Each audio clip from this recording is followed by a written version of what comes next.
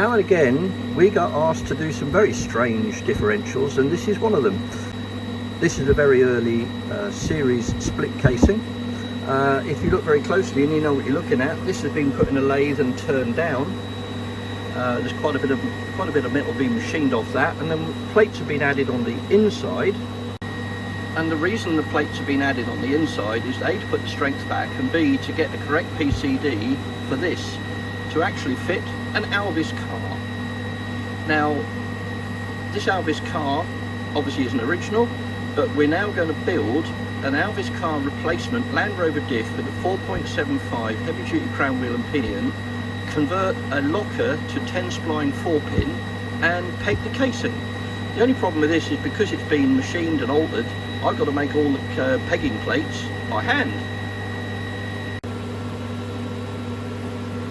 Because of the plates on the inside here, which have pushed the pegging plates forward, I've had to redesign the front plate, chop the rear plate around a bit, and I'm going to have to make a plate up to fill that gap because I can't leave that, my OCD won't allow it. So we're now going to tick this up and then put a top plate on and a filler plate. So that's packed in place. We're going to weld that up and we're going to put the top plate on, which will also need modifying. So after much fanning around, we have the front plate tigged in, the top plate's been basically converted to fit this. We put a filler plate in, we've welded the whole lot up, and now we've got to machine it and build it. There she is, backfilled with the replacement resin we used to take all the air out of the cavity. This is going to be peg casing 818, and rather special, and we're going to machine it, which is basically drill the holes through, and then machine it flat and put the auto tapping head through, and then we can build the little devil.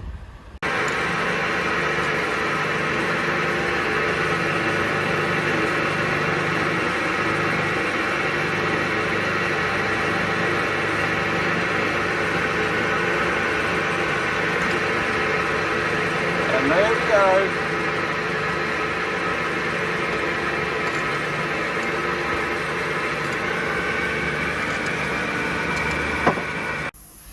Yes, I know the casing's silver.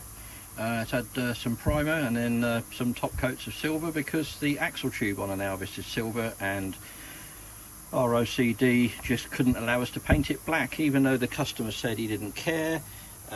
But it's come up really nicely considering how scabby it was when it came in. The nose cone is one that we use purely for spraying, that's not his. So we've got to clean up the back a little bit because it's not clean enough. And then we'll look at building a very special Land Rover diff for an Alvis. Not often you see those words in the same sentence. To get a really strong 10 spline 4-pin diff is now nearly impossible, but what we've done is we've bought for the Jeremy a brand spanky new ARB RD127, which is a 10 spline locker, and converted it into a non-locking 4-pin diff. And we're going to build that into his special casing with a heavy duty 4.75 Ashcroft rear crown wheel and pinion. So sometime later we got the case all nice and clean. Because this is a very early casing, we've had to further modify it by grinding out some lumps. We've got the races there to go in, and away we go. This is a Ashcroft heavy duty 4.75 crown wheel and pinion. Crown wheel's now on the centre, and we've upgraded the bolts. We're making it as strong as we possibly can, so we're using FTC 515Os. All done. So here we have a very early split casing, modified PCD with plates welded on and the old holes welded up to fit an Alvis hill rally car. And then we've got the RD127 10 spline, which we've done lots of modifications to fit this. We've got our own XS 4x4 ears on it. We've used the higher grade bolts.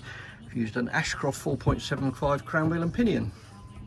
So from the front we have a very expensive genuine Land Rover, not OEM, not patent, genuine Land Rover from some of the massive amounts of stock we bought from Dunsfold Land Rover when they closed. We've used that because the shield we've been able to modify to get inside the boltable casing, we've upgraded the bolts on that to a higher grade than normal, so there's no lock tabs, but we've also put a modern twin lip seal in the pinion in there, which will be better for him. The casing's obviously been pegged, and it's been pegged differently because the actual mounting plate here, as we can show, has been modified and the PCD rebored. Hopefully we'll get his bolt in the middle. Pegging system's there, and there you have a beautiful, beautiful diff off to Jeremy. Nice to do something different.